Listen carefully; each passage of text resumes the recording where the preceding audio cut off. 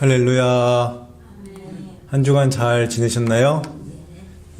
오늘 본문은 여러분 모두 그동안 정말 많이 들어보셨던 부자 청년 이야기입니다. 이 부자 청년 사건이 마가복음 10장, 마태복음 19장, 누가복음 18장에 기록되어 있습니다. 얼마나 중요하면 공관복음 세 복음서에 다 나와 있겠습니까? 오늘 본문 누가복음 18장 18절을 보시면 어떤 관리가 등장합니다. 마태복음에서는 청년이라는 말이 나오는데 누가복음에서는 청년이라는 말이 안 나와요. 그리고 그냥 어떤 관리라고 나옵니다. 여기 나오는 관리의 헬라어 원어 뜻을 보면 재판관, 지도자 그런 뜻입니다. 그러니까 지역 회당의 관리였을 수도 있고 사내들인이라는 최고의 유대인 지도자들 그룹의 회원일 수도 있습니다. 한국과 미국으로 따지면 국회의원 정도로 생각하면 좋을 것 같습니다. 그런데 여러분 다 잘 아시는 대로 이 청년 국회의원이 부자였어요. 돈과 권력과 젊음 다 가진 자였습니다. 제 생각으로는 얼굴도 잘생겼을 것 같아요. 부자인 젊은 정치 지도자가 갑자기 예수님 앞에 나타나서 질문을 하는데 질문 또한 예사롭지가 않습니다. 어떻게 하면 제가 정치를 잘할 수 있겠습니까? 그런 질문이 아니라 영적인 질문이었어요. 18절에 제가 무엇을 해야 영생을 얻을 수 있습니까? 마태와 누가는 말하고 있지 않지만 마가복음에 보면 이 부자 청년이 질문을 하려고 예수님 앞으로 달려온다라고 기록되어 있습니다. 그리고 꿇어 앉았다고 마가는 기록합니다. 이게 뭘 말해줍니까? 간절한 마음. 예수님으로부터 답을 얻고자 하는 그 마음을 보여줘요. 영생에 관한 질문을 받으신 예수님께서 20절에 보니까 네가 계명들을 알고 있다. 10계명은 다 지켰느냐? 이렇게 물으세요. 그런데 여기 언급된 10계명, 5계명부터 제 10계명 사이에 나와 있는 것이 뭡니까? 사람과 사람 사이에 지켜야 할 법입니다. 부모를 공격했느냐? 살인하지 않았느냐? 간음하지 않았느냐? 도둑질하지 않았느냐? 거짓말하지 않았느냐? 이 부자인 젊은 정치인은 예수님이 율법을 재해석하신 것도 저는 알고 있을 것이라고 생각합니다. 고르반이라는 제도를 악용하여서 부모 공경의 의무를 회피하지도 않았을 것이라고 저는 생각해요. 형제를 미워하여 마음속으로 살인을 저지르지도 않았고 여자를 보고 음욕을 품지도 않아서 간음죄도 저지르지 않았고 도둑질은 물론 거짓말도 하지 않는 정직한 청년이었을 것이라고 저는 생각합니다. 게다가 그의 대답을 들으면 이 부자인 젊은 관리가 얼마나 대단한 사람인지 알게 됩니다. 21절에 이것은 내가 어려서부터 다 지켰나이다. 10계명 어릴 때부터 다 지키면서 살아왔던 사람이에요. 여기에는 나오지 않지만 마가복음에는 예수님께서 이 대답을 들으시고 그를 사랑하셨다 이런 표현이 나옵니다. 왜 예수님께서 이 청년을 사랑한다고 그렇게 말씀하셨을까요? 그가 어려서부터 하나님의 말씀을 지키며 살아왔기 때문이에요. 하나님의 계명을 지킨 것이 무엇입니까? 하나님을 사랑한다는 표현입니다. 하나님의 계명을 지키는 자가 하나님을 사랑하는 자입니다. 그 청년이 하나님을 그토록 사랑하니까 예수님도 이 청년 정치인을 사랑하신 거예요. 그런데 22절에 예수님의 말씀이 너무나도 충격적입니다. 22절에 너에게 아직도 한 가지 부족한 것이 있다. 아니 여러분 이렇게 율법을 잘 지키고 이렇게 하나님을 사랑하는데 이 청년에게 도대체 부족한 것이 무엇입니까?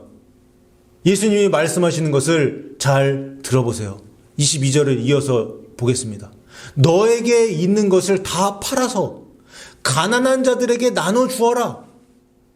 그리하면 하늘에서 너에게 보화가 있으리라. 그리고 와서 나를 따르라.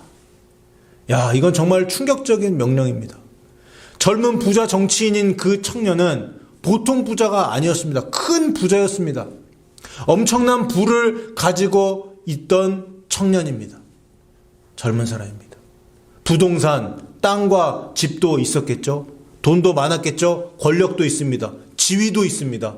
로마 압제에 있긴 했지만 그래도 로마 제국 아래서 살아가는 유대인으로서는 최고의 지위를 그리고 최고의 돈을 가지고 있었던 사람입니다. 큰 돈과 권력과 젊음이 있는 정말 다 가진 자였습니다. 그런데 그 있는 것을 싹 다 모아서 하나도 남김없이 다 팔고 가난한 자들에게 나눠주래요. 예수님께서. 그리고 나를 따르라 이렇게 말씀하십니다. 23절에 보니까 누가복음엔 이 말씀을 듣고 심히 근심하더라 여기까지 나와 있는데 마태와 마가복음을 보면 근심하고 예수님을 떠나갔다 그렇게 말하고 있습니다. 그리고 나서 예수님께서는 여러분께서 너무나도 잘 아시는 그 말씀, 낙타가 바늘귀로 들어가는 것이 부자가 하나님 나라에 들어가는 것보다 쉽다라고 말씀을 하십니다. 여러분 바늘귀 아시죠? 바늘귀 굉장히 작지요. 조그만하죠. 그렇게 큰 낙타가 이렇게 작은 바늘귀로 어떻게 들어갈 수 있습니까? 불가능한 일입니다. 그런데 이 그림 언어를 예수님께서 제시하시면서 부자가 천국에 가는 것이 이렇게 어렵다고 말씀을 하시는 거예요. 다시 말해 부자는 천국에 들어갈 가능성이 거의 없다라고 말씀을 하십니다. 놀라운 이야기입니다. 충격적인 말씀이에요. 그 당시 이 말씀을 듣고 있었던 사람들도 그렇게 느꼈습니다. 그래서 질문합니다. 26절에 그러면 도대체 누가 구원을 얻을 수 있습니까? 재물 있는 사람이 어떻게 구원을 받을 수 있습니까? 이 질문을 한 거예요. 그러자 예수님이 27절에서 사람이 할 수 없는 것을 하나님은 하실 수 있느니라 라는 말씀으로 부자의 천국에 갈 수 있는 가능성, 구원의 가능성을 열어두십니다. 여기까지의 성경 말씀을 읽은 우리들은 안도의 한숨을 몰아쉽니다. 그러면서 이런 생각을 할 수 있죠. 부자가 천국에 들어가기 어렵다고 말씀하셨는데 우리는 부자가 아니니까 천국에 들어가기 쉽겠구나. 이런 생각을 할 수 있겠죠. 그런데 28절에 보니까 영적인 천재 베드로의 말이 나옵니다. 베드로가 이렇게 질문합니다. 보옵소서, 우리가 우리의 것을 다 버리고 주를 따랐나이다. 무슨 말입니까? 부자 청년은 재물을 버리지 못하고 예수님을 떠나갔지만 우리는 다 버리고 예수님을 따랐습니다. 우리가 예수님의 말씀대로 살았을 때, 이렇게 다 버리고 주님을 따랐을 때 얻게 될 보상은 무엇입니까? 이 질문을 해요. 예수님이 말씀하시죠. 29절에 내가 진실로 너희에게 이르노니 하나님의 나라를 위하여 집이나 아내나 형제나 부모나 자녀를 버린 자는 30절에 현세의 여러 배를 받고 내세의 영생을 받지 못할 자가 없느니라. 이 말씀을 하십니다. 같은 장면에서 마가복음에는 박해를 겸하여 받는다는 말씀이 있습니다. 하지만 누가복음에서는 박해받는다는 말이 없어요. 누가가 생략을 했습니다. 하지만 박해를 받는 것이 맞습니다. 예수님을 위해서 살고 예수님과 복음을 전하면, 즉 진리를 외치면 이 세상 가운데 박해와 핍박이 있을 수밖에 없습니다. 어쨌든 우린 부자가 아니니까 부자보다 천국 들어가기 쉬울 것이다, 이 생각을 하면서 베드로와 예수님의 대화를 들으니까 더 큰 혼란에 빠지게 돼요. 아니, 그럼 우리가 예수님을 따라야 하고 들림받고 천국 가야 하는데 그럼 제자들처럼 우리가 가진 거 다 버려야 되는 거 아닌가? 이런 문제가 발생한다고요. 하나님 나라 위해서 우리가 가진 재물들 헌금으로 드리고 감사의 마음으로 어느 정도는 드릴 수 있는데 어떻게 집을 드리냐고요. 저는 드릴 집도 없지만 우리 생활의 터전, 집을 어떻게 드리고 버릴 수가 있습니까? 아니, 하나님 나라 위해서 내가 사랑해서 결혼한 아내, 저 뒤쪽에 앉아있는 아내를 어떻게 버리냐고요. 형제, 지금 한국에서 목회하고 있는 제 남동생과 관계를 어떻게 끊어버리냐고요.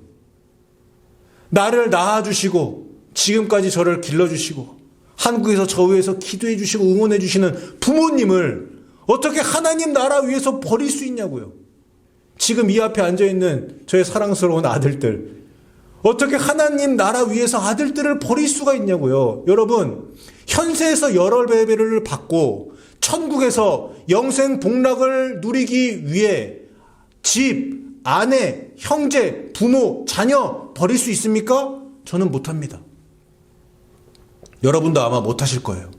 그럼 도대체 이게 뭐냐? 이 말씀이 도대체 의미하는 게 뭐냐? 이 말씀을 도대체 어떻게 해석하고 적용해야 하는가? 그 문제가 생깁니다. 여러분, 오늘 설교의 어려운 점은 지금 말씀드린 대로 오늘 설교 본문을 해석하고 적용하는 문제입니다. 저는 오늘 두 가지 질문에 답하는 방법으로 오늘 본문을 해석, 적용해 보려고 합니다. 첫째, 부자가 왜 천국에 들어가기가 어려울까? 저에게도 너무나도 익숙한 오늘 본문이었고 그렇습니다. 그래서 지난주 내내 본문을 생각하면서 이에 대한 답을 생각했는데 쉽게 나오지 않더라고요. 그래서 지난주 어느 날 밤에 자기 전에 잠자리에 누워서 와이프에게 물어봤습니다. 여보, 왜 부자가 천국 들어가기가 어려울까요? 그러자 와이프가 바로 이렇게 대답을 하더라고요. 하나님을 의지하는 것이 아니라 자신의 그 많은 돈을 의지하니까 천국 가기 어렵지 않겠냐. 돈이면 다 되는 세상이니까. 그리고 돈이 많은 사람들은 그 돈을 관리해야 되고 그 많은 돈을 써야 되고 또 돈을 모으고 돈을 투자하고 여기에 시간이 뺏기니까 그만큼 하나님과 이웃을 섬길 시간이 없지 않겠냐. 이런 대답을 깜짝 놀랐습니다.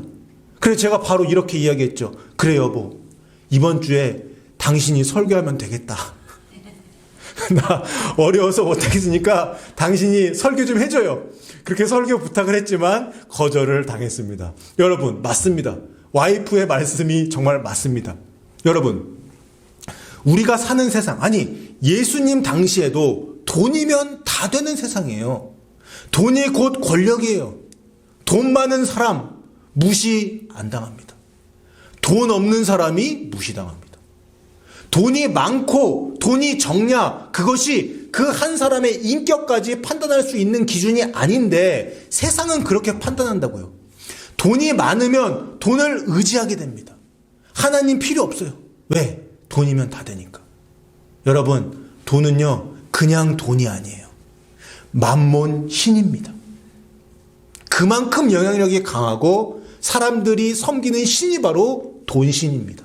그래서 예수님께서 하나님과 재물을 겸하여 섬길 수 없다라고 말씀하신 거예요.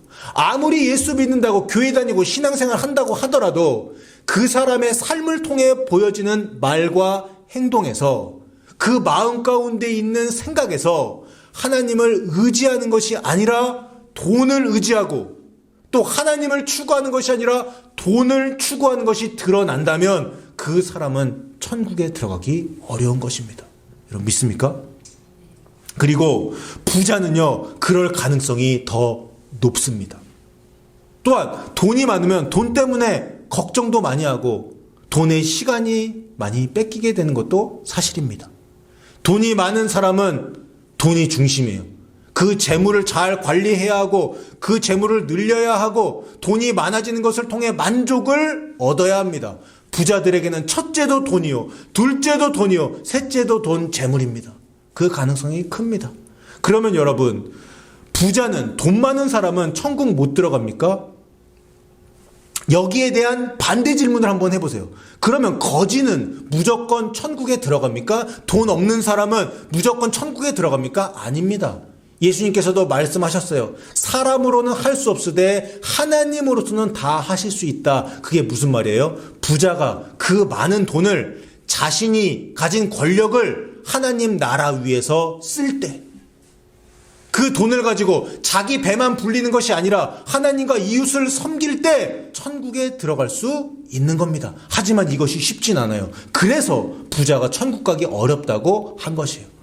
또한 돈이 없는 사람, 부자가 아닌 사람이라도 예수님 영접하지 않고 하나님 의지하는 것이 아니라 돈을 의지하고 그 작은 돈을 의지하고 하나님 말씀대로 살지 않는다면 천국에 들어갈 수 없는 것입니다. 그러면 이제 저는 여러분들에게 두 번째로 질문을 드려야 됩니다. 둘째, 그러면 우리는 어떻게 살 것인가? 천국 가기 위해서 제자들처럼 다 버려야 하는가? 이 질문이에요. 여러분, 여기서 부자 청년 정치인의 부르심을 한번 생각해 보세요. 예수님께서 이 부자 청년을 뭘로 부르신 거예요? 예수님의 12제자급으로, 예수님의 12제자 수준으로 부르신 거예요. 마가복음에 나온 것처럼 예수님은 이 부자 청년 정치인을 사랑하셨습니다. 예수님이 하신 말씀을 보세요. 얘야, 부자 정치인아, 너 있는 거 다 팔아서 가난한 자들에게 나눠주고 하늘 보화를 쌓고 나를 따르라. 여러분, 나를 따르라, 이거 누구한테 한 말이에요? 베드로에게 한 말입니다. 나를 따르라, 세리 마태에게 한 말입니다. 12제자들을 부르실 때 하신 말씀입니다. 이 부자 청년이 진짜 예수님의 말씀대로 다 팔아버리고 예수님을 따라다녔다면 저는 예수님의 13번째 제자가 되었을 것이라고 생각합니다. 그리고 가룟 유다가 저 세상 갔을 때 그 빈자리로 들어갔을 것이라고 저는 생각합니다. 그러니까 다음에 이어지는 구절에서 베드로가 말하잖아요. 다 버리고 주를 따랐다고 하잖아요. 여러분, 그러면 우리는 어떻게 살아야 할까요? 정말 베드로처럼 주를 위해 버려야 하는 상황이 있을 수 있을까요? 있을 수 있습니다. 예를 들어서 어떤 분이 안 믿는 집안에 시집을 갔다고 생각해 봅시다. 시댁으로부터 엄청난 고난을 당하면서 신앙생활합니다. 시댁에서 예수 믿지 못하게 합니다. 그렇다고 그 여인이 신앙을 포기해야 합니까? 아니죠. 믿지 않는 시댁 식구들 위해서 기도해야죠. 하지만 욕먹고 박해받고 그렇게 살아갑니다. 이것이 바로 우리의 것을 버리고 주를 따랐다는 거예요. 더 극단적인 예를 들어보겠습니다. 우리가 환난에 들어가고 적그리스도의 악한 세력이 통치하는 상황이 발생했습니다. 휴거가 아직 일어나지 않았든지 아니면 휴거 때 들림을 받지 못하고 이 땅에 남게 되었습니다. 그때 짐승의 표를 받지 않으면 매매가 안 됩니다. 코스트코 가서 우리가 뭘 살 수도 없어요.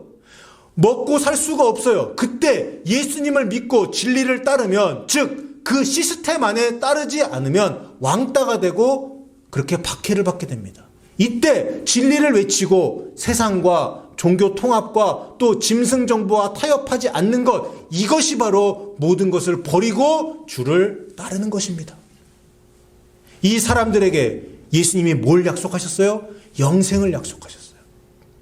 하늘의 상급을 약속하셨어요. 여러분, 부자가 마지막 때 이런 상황에 처했다고 상상을 해봅시다. 부자가 또 정도차가 있겠지만 돈 많은 사람이 만약 짐승의 표를 받지 않으면 그 돈을 다 잃게 돼 있어요. 그러면 그 부자가 짐승의 표를 받고 그 돈을 유지할까요? 아니면 짐승의 표를 거부하고 제자들처럼 다 버릴까요? 여러분, 아마 부자는 그 돈을 지키려고 할 것입니다. 그래서 부자가 천국에 들어가기 힘든 겁니다. 그러면 부자는 다 지옥에 떨어집니까? 부자들은 이 세상에서 좋은 집에 살고 좋은 차 타고 좋은 음식 먹고 좋은 옷 입고 그렇게 살았으니까 지옥에서 고통당하는 것이 맞는 건가요? 아니죠. 예수님 제대로 믿는 부자면 자신이 가진 재물을 하나님 나라 위해서 쓰는 그런 부자면 천국에 들어가는 것입니다. 사람이 할 수 없는 것을 하나님이 하시는 겁니다. 이것이 부자가 천국 들어가는 유일한 방법입니다. 그것은 바로 그 많은 돈을 하나님 나라 위해서 쓰는 것입니다. 그 돈을 다 자기 왕국, 자기 나라 위해서 쓰는 것이 아니라 그것을 하나님 나라, 하나님 왕국을 위해서 쓰면 천국에 들어갑니다. 그리고 그 많은 돈을 하나님 나라 위해서, 예수님 위해서, 가난한 자 위해서 쓰면 천국에서 해와 같이 빛날 것이고 하늘에 상급이 쌓일 것입니다. 사랑하는 미주세안교회 성도 여러분, 부자는 천국 들어가기 어렵습니다. 예수님의 말씀입니다. 하지만 하나님은 다 하실 수 있습니다. 그리고 우리는 부자 청년이 아니라 제자들처럼 살아야 합니다. 각자에게 하나님이 요구하시는 것이 다 있습니다. 부르심이 각각 다 다릅니다. 그 하나님의 음성에 순종하여서 하나님이 나에게 허락하신 그 물질을 하나님 나라 위에 사용한다면 하나님께서 그 작은 우리의 그 헌신과 행동을 기뻐하실 겁니다. 그리고 우리를 천국으로 인도하실 겁니다. 이것이 우리의 것을 다 버리고 주를 따른 것입니다. 재물을 섬기는 것이 아니라 하나님만을 섬기며 현세의 여러 배를 받고 또 내세 천국에서 영생 복락 누리시는 저 여러분 다 되시기를 주님의 이름으로 축원합니다.